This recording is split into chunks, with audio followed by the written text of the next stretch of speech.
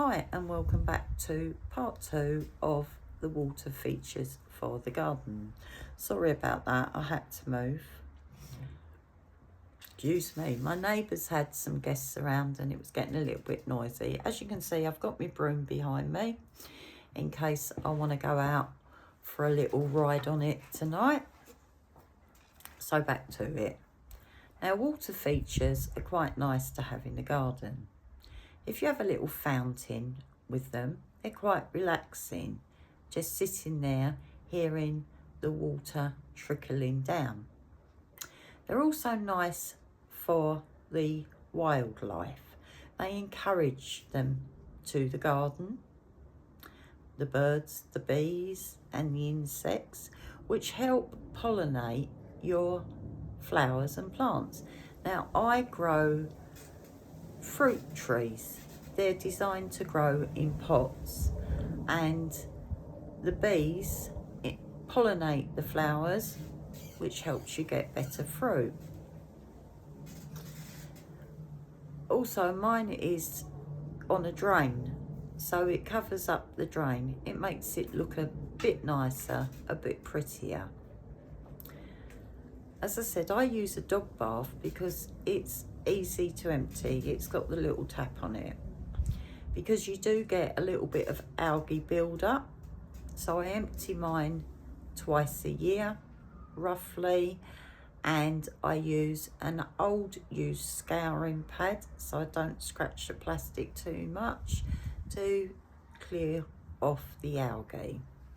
You'll also get like a weed, a water weed that grows on the top. That's easy, you just pull that and scoop them up. If the roots on your plants are growing really long, you can just trim them back. So it's really up to you what container you use. You can use an old baby bath. Maybe if you go around the car boots, they have old water troughs. Maybe just a large bowl, depending on the size you want and how much room you've got. It really is down to you. Old ceramic pots, maybe to build a little waterfall, and then you can add your little water fountain to it and it can trickle down. Maybe when you're out and about, you see nice stones or pebbles. You can pick them up, give them a clean and add them around your water feature. You can buy like the little plastic ducks if you want. It's entirely up to you. It depends on how expensive you want to make it and what sort of design. And the thing with water features is if you get fed up with them, you can actually change them up. You may come across new things and think, oh, that looks quite nice. I quite like that, so I'm going to have that in my water feature, and you can change the look of it. Let your imagination run wild. As I say, it is entirely up to you. You do need the special pots. Sometimes in the garden centre, at the end of the season, they might have those pots on sale.